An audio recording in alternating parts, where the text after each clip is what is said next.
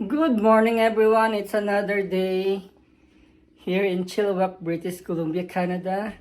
So since mayroon akong hand injury, I have a schedule for physiotherapy today. Let's go at samahan nyo ako magpa-therapy guys. So ayan guys, dito na ako sa CVI Center. Dito ako nagpa-therapy. So ayan guys, tapos na po yung aking therapy.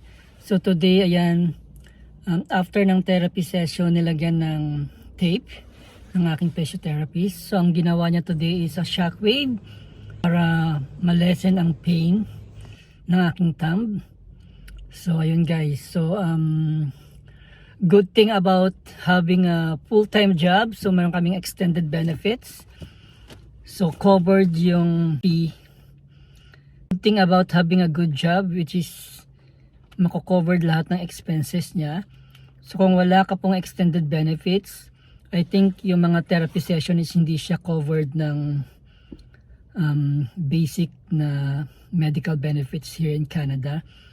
So kaya maganda din talaga na meron kang full-time job na nag-offer ng extended medical benefits para in some cases kagaya ko, nagkaroon ako ng hand injury, so na-covered lahat ng expenses ng therapy ko.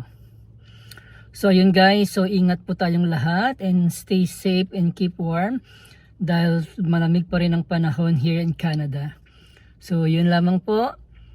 Bye for now. Salamat.